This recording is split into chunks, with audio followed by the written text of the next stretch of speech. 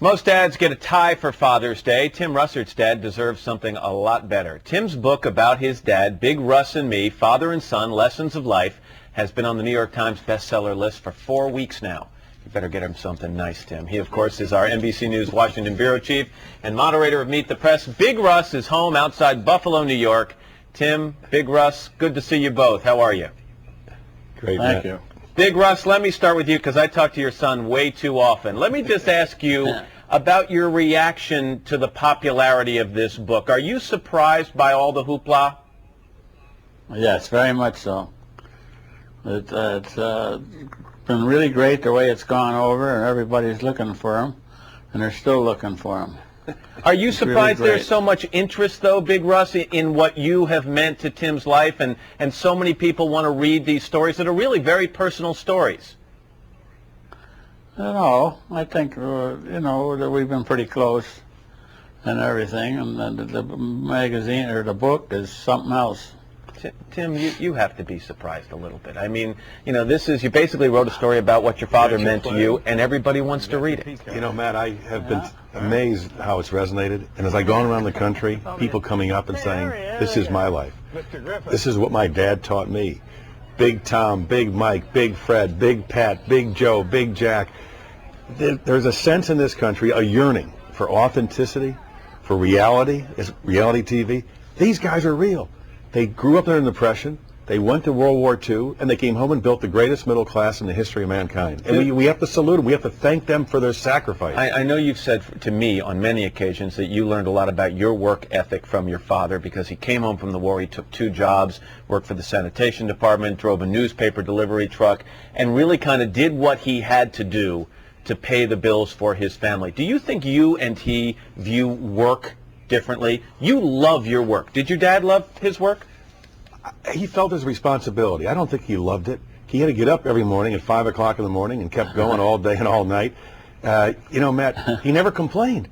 And I would say to him, Dad, 2 full-time jobs, that's really got to wear you down. Some guys couldn't find one.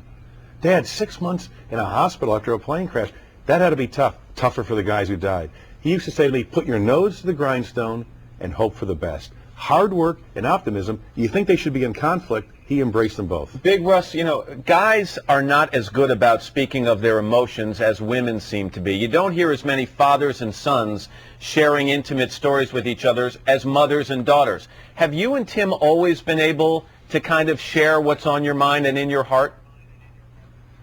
I think so, pretty much so. We've done things together, and when he was going to college and things, he'd make it a run home and let us see him, and then he'd go back. But the guy up the corner was his friend Tom Evans. Owned the gas station. Tom Evans, yeah.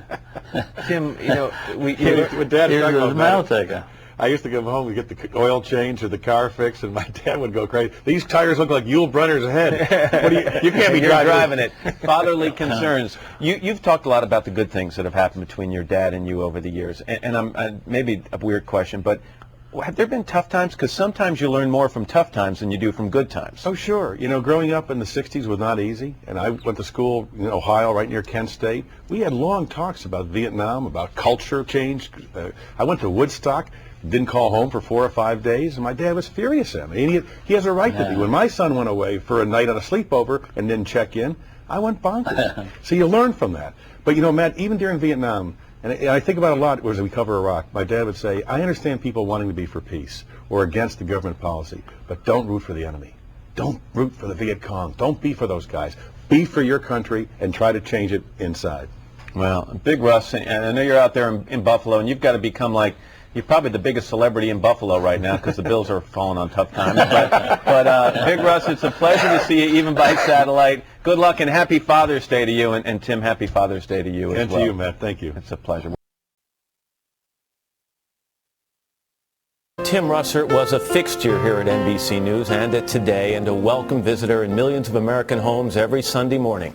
He was the go-to guy for us for politics, which he lived and breathed. He loved the rough and tumble of the political campaign, the push and pull of trying to pin politicians down on just what they meant, and, of course, just where they stood. Tim will be remembered as a gentleman and a giant in his field. And the only thing he was more passionate about than politics was his family. His wife, Maureen, his son, Luke, his father, whom he affectionately called Big Russ, and his 3 sisters. Tim died of a heart attack Friday afternoon while doing what he loved, preparing for yet another edition of Meet the Press. And as news spread of his death, statements of sympathy immediately started pouring in.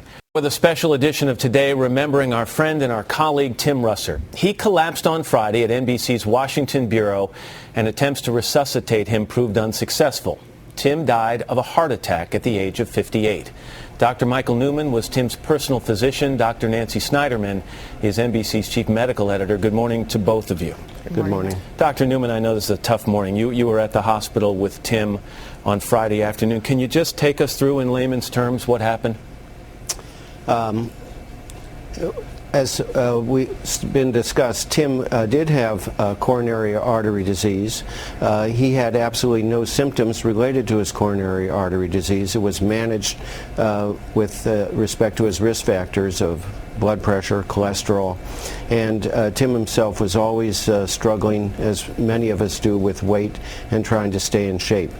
He had a stress test, a stress echocardiogram, which is a more sophisticated type of stress test, April 29th, and it showed excellent cardiac function at a very high level of exercise, and no evidence of coronary insufficiency. Let me just stop you there, Doctor, because that, I think, is what so many people find so shocking. A stress test back at the end of April showing, as you just said, no signs of diminished cardiac function. So how does this happen just a couple of months later? Tim would have passed a couple of weeks later. Tim would have passed the stress test yesterday morning.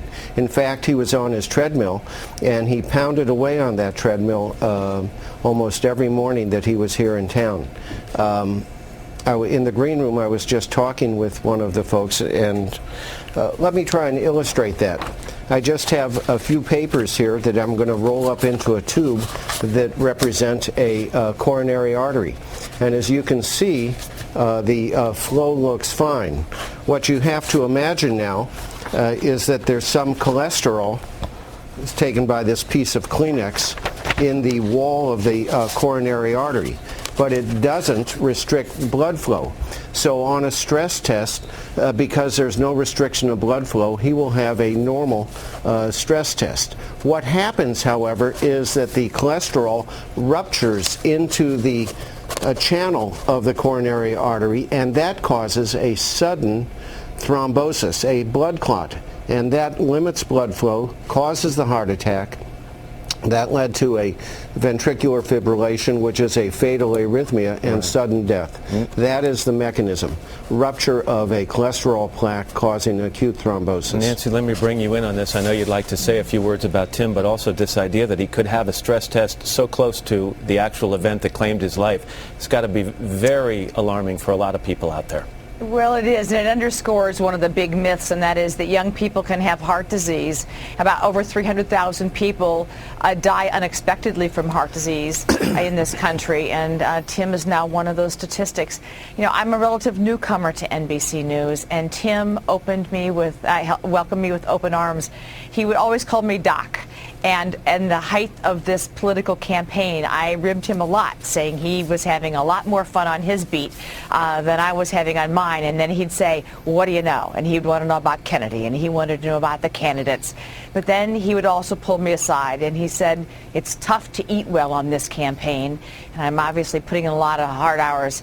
Just tell me that dark beer is good for me. And I said, dark beer is good for you. Moderation, but dark beer is okay. And boy, oh boy, oh boy, am I going to miss those early morning chats with him. Real quickly, Nancy, the best advice for people watching today in their 50s, 40s, who knows, 60s is what? The most important thing is the weight does matter, and you have to get it down. Knowing your cholesterol does matter, and he's obviously had extraordinary medical attention. But then I think particularly poised on this weekend, no matter what your health, you hug your dad today and you get ready for Father's Day, because no matter what, we really do never know. Nancy, thanks. And Dr. Newman, I just want to say to you, I know he was your patient, but I also know because of the length of your relationship, he was also a very good friend of yours, so our condolences to you as well. He'll be missed, and as always, this is another lesson. Tim was an educator that taught us a lot, and it's a tragic lesson that he's now teaching us, and we'll just miss him. Dr. Newman and Dr. Snyderman, thanks again to both of you. You're welcome.